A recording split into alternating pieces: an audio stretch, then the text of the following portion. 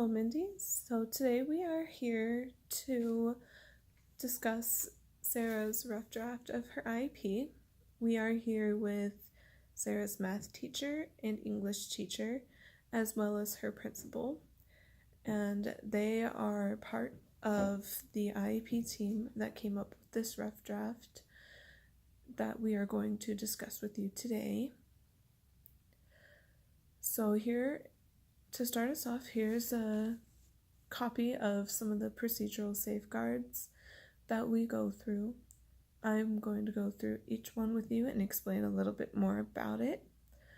So all of these safeguards say that any agency involved with the creation of Sarah's IEP has to protect the confidentiality rules of personal information collected, stored, and disclosed in this IEP meeting. The first one says that an official from each agency has to assume responsibility for making sure that confidentiality is met to the full standards of IDEA and FERPA, and everyone collecting information has to receive training or some form of instruction regarding the state policy and procedures for confidentiality that fall under IDEA and FERPA acts.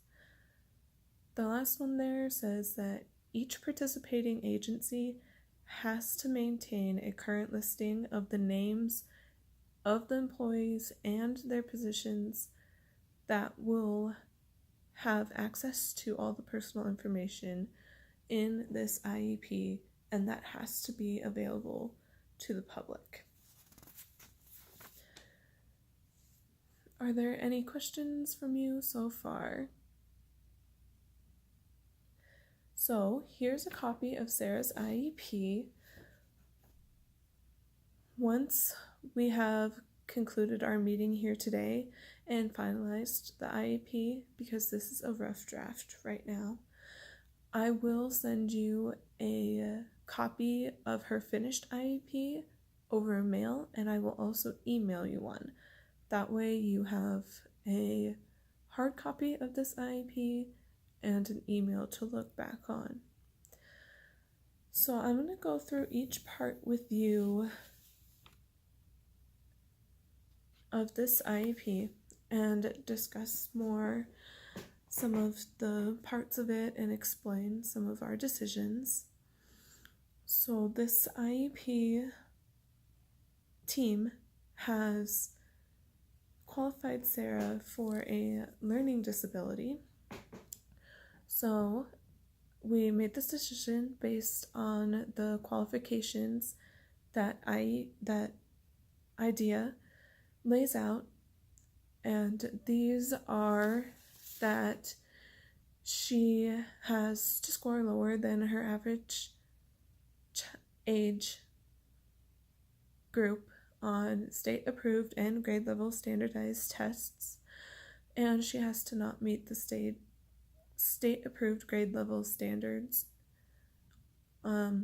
So we have decided as an IEP team that Sarah qualifies for a learning disorder because she hasn't been meeting the state-approved grade-level standards for a child her age in written expression, mathematics calculation, and mathematics problem solving. She has stayed about 2 standard deviations away from a child her age in these areas. A good thing though, she has been showing improvement on that, but she stayed behind her peers. She has shown improvement though, and she has caught up a little bit throughout the years. Lastly, Sarah gets super anxious really quick, and when we observed her in her classroom and how she reacts to the normal school work, we noticed that she gets really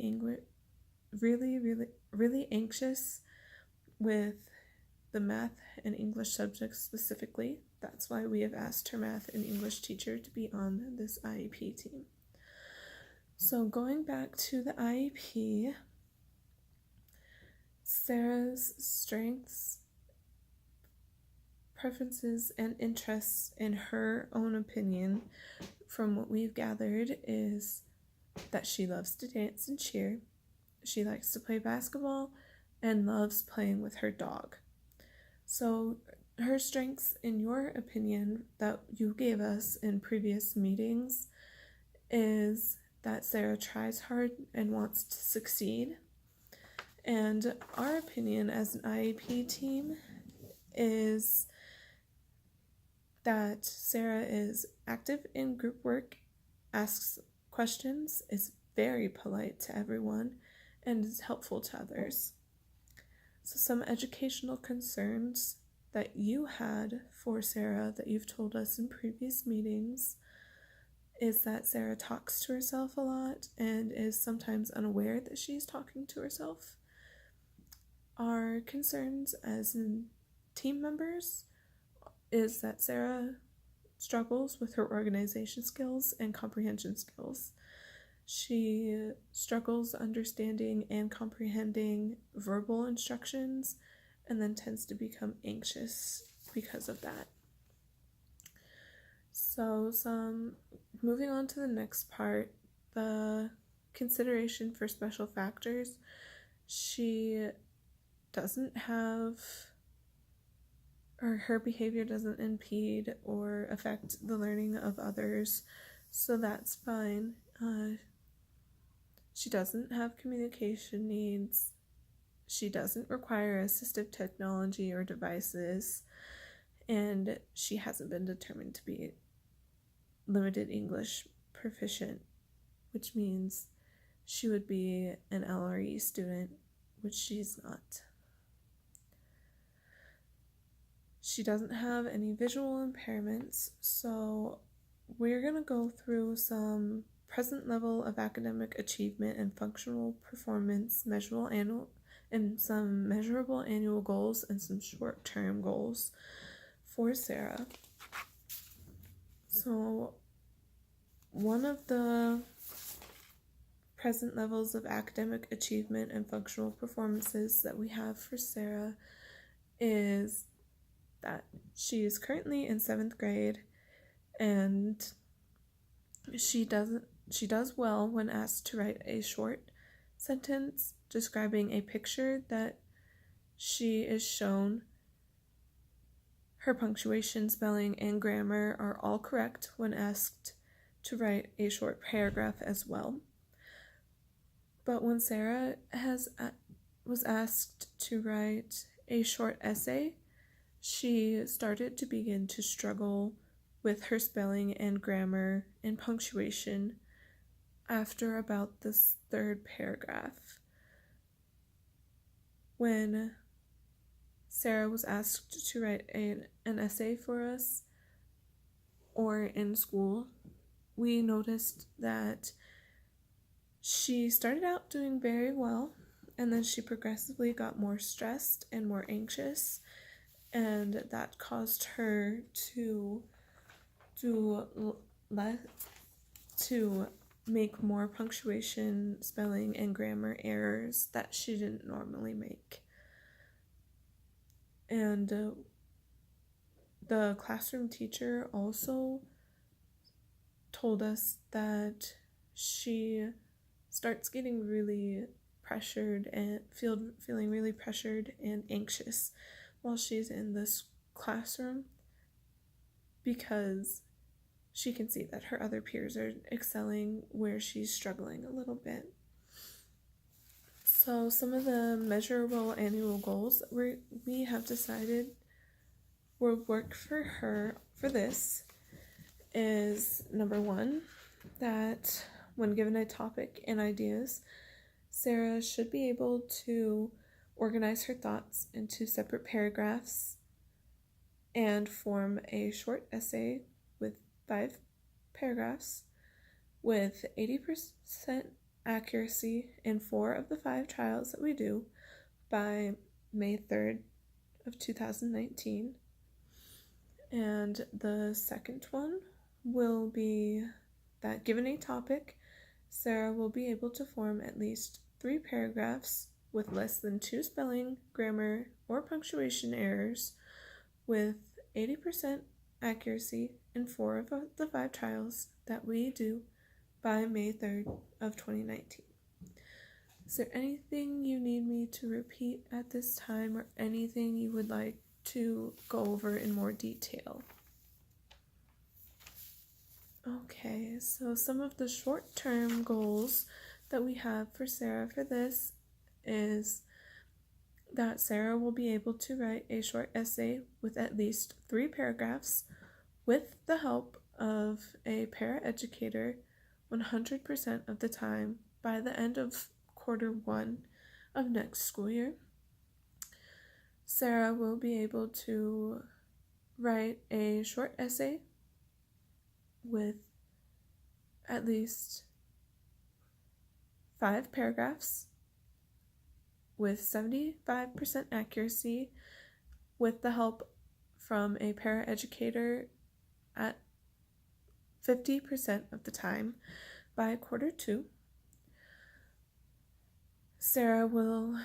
The next one is Sarah will be able to write a short essay with at least 7 paragraphs with 80% accuracy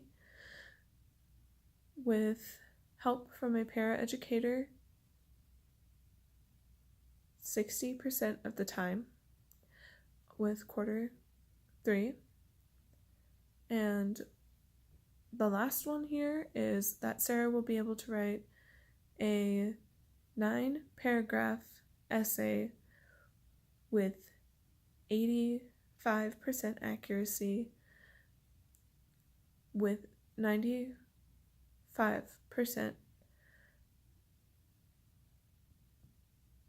with help from the paraeducator 95% of the time. Sorry, excuse me. We feel that those are good goals for her because they will help her with her organization skills and catch up to her peers a little bit more. So back to the IEP papers that we have in front of you. The IEP team feel that we should have progress reports quarterly. That's why our short-term goals are all quarter goals. For the least restrictive environment, we have provided an educational place for her based on her IEP status that we have here. The educational placement is as close to your house as we could get it, and it is in the school that she would normally attend. We're not going to make her go to a different school. And some of the supplementary aids and services that we have decided would be good for Sarah are being in the special ed room for her English and her math subjects. We feel that would help her more be able to focus and work on her work without having the pressure of seeing her peers doing some of the work that she would struggle with, and that will put a lot less anxiety on her.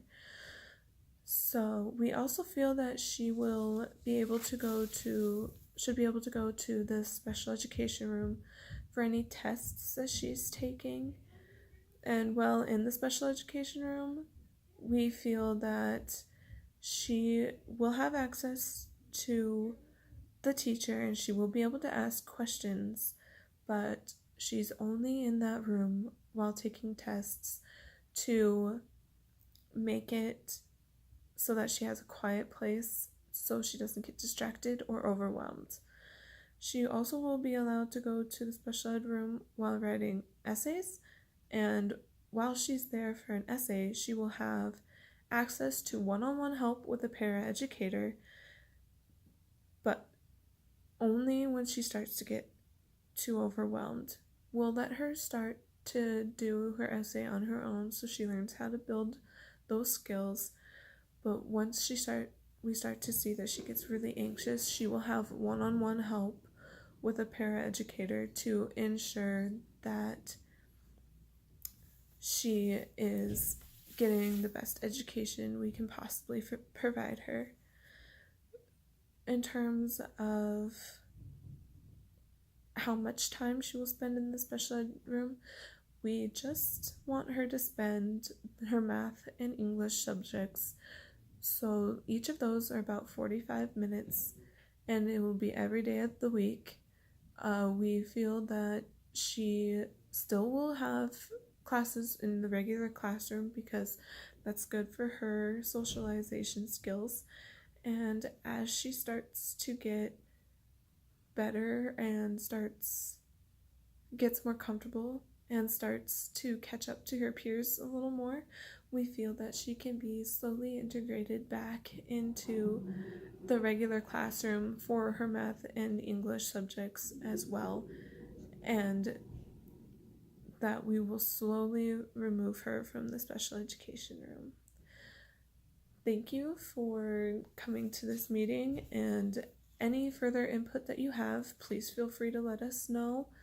And once we get this IEP signed by you and finalized, we will email and send a hard copy to you and make sure that we have all the paperwork ready and everything is good to go for you and Sarah.